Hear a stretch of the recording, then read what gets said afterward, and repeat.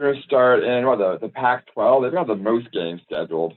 That kind of makes sense to me, I'd say. Yeah. Any upsets kind of standing out to you, Max, of Pac-12 teams? Yeah. Yeah, yeah. So the three games that are on are the Utah Utes going to San Diego State. We've got Arizona State going to BYU. So two Group 5 teams hosting these Power 5 teams, and then Fresno going to UCLA. Honestly, well, for one, I think San Diego State will win against Utah. BYU will win against Arizona State. They're both underdogs, are those two Group 5 teams, but I think home field advantage, the way they handled the competition last week, so BYU beating Utah, San Diego State beating Arizona. Yeah. Pretty handily. I do think these teams, although they aren't favored, do have a really good chance of winning the game. I'm surprised it's not closer for some of them.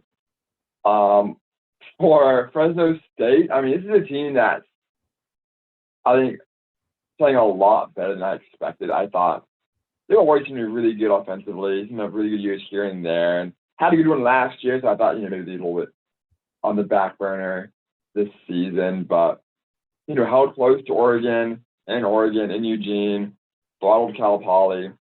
And so I really think it's going to be closer to. I don't think they'll get the win over UCLA. UCLA looks really good as well.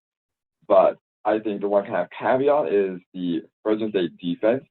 They are doing a great job of limiting the run, even against Oregon, who just ran all over Ohio State, right? They're giving up as a team that's 100 yards per game rushing, is Fresno State. And UCLA, that's a big part of their offense, is the rushing game. So I think if they've got a chance, Fresno State, to keep it close, let alone win, they got to keep that out there. They got to keep pushes to win through the air.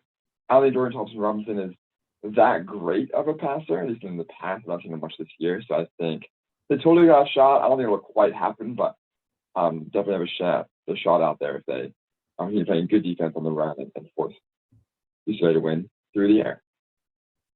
Yeah, I think that I agree. I think that San Diego State, I have them over Utah. I think that now against, of course, Arizona, lesser competition. So, take what you will.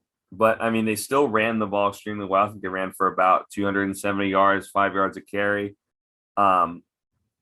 And Utah surrendered to BYU, 5 yards a carry, about 230 yards on the ground. So, look for San Diego State to kind of punch it on the ground. BYU didn't need a prolific passing attack to beat Utah.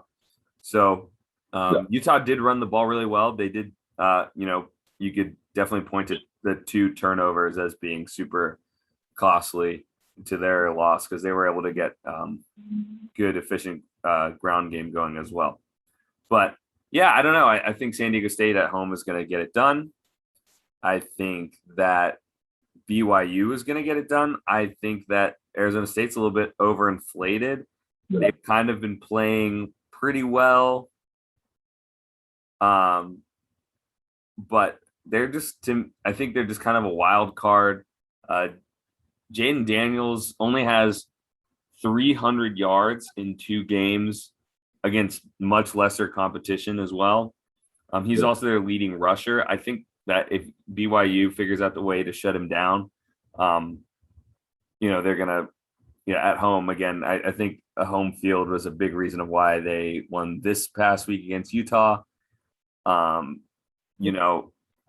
I would look for their experienced ground attack, Tyler Algier, to get it going. And then, I know ASU, we just don't know that much about them yet. I think we kind of have a lot of faith in Herm Edwards. They've been playing okay. Yeah. Jane Daniels is fine, but, they haven't really in any of the last 2 seasons, torn anything up. So, other than Arizona, which is, again, not a real football team. Right. So, exactly. And then I'm kind of with you. So, not too much disagreement here. I think that, Fresno State has been playing very well. They played well against Oregon. I think you can chalk that up to more of a lack of focus against Oregon to close them down. in the like third and fourth quarters. Oregon kind of like when got off to a big lead and when they needed it, was able to shut them down and get the scores that they needed. UCLA has looked pretty solid, to be totally honest. It remains to be seen how good LSU is, but I mean, talk about a ground attack. I mean, this is a team in the first 2 games has just been tearing it up on the ground. Zach Charbonnet has just been dominant, and he has like the first game he ran for like 100-something yards on 6 carries. So the last game, something similar, like doesn't need that many carries to just change the game. And last week was against a supposed SEC defense who overrated is the conference. So yeah, I think UCLA is going to beat them. Not that they shouldn't be worried. I think Fresno State is more than capable of exploiting if UCLA is not focused and coming in and leaving there with a W. I just don't think that that's as likely to happen. I think Chip Kelly on the comeback trail. So, but 2-1 against the Pac-12, that's the thing is like I've been reading articles about how the Pac-12 like isn't as good this year, like from top to bottom, because like a lot of the years they're like very solid from top to bottom, but they never have that bona fide contender. This year they're kind of shitty, but then again they have a couple teams now that are like Oregon after their win, UCLA after their win. If they so one of them runs the table, even Arizona State, if they are able to get past BYU this year, they can get to the playoff. But that's not what we're here talking about. We're here talking about the lesser conferences.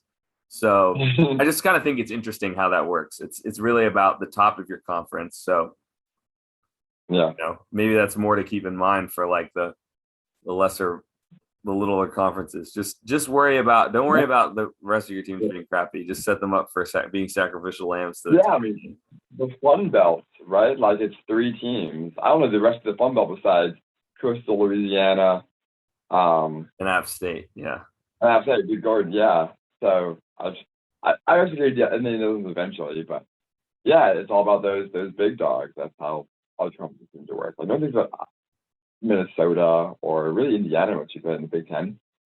So we'll see if they run. I learned from your dad the other day, fascinatingly, no team in the Pac-12 has ever gone 9-0 in conference. Yeah, that's right. My dad does know that. That's wild. I think that is an extra level of manliness of your conference, kind of. Yeah. So, like, can you play that 9th game? So SEC needs to get with it, or everyone just goes down to the 8th game, and we can see more interconference matchups. Which I would like to. I'd just like it to be consistent.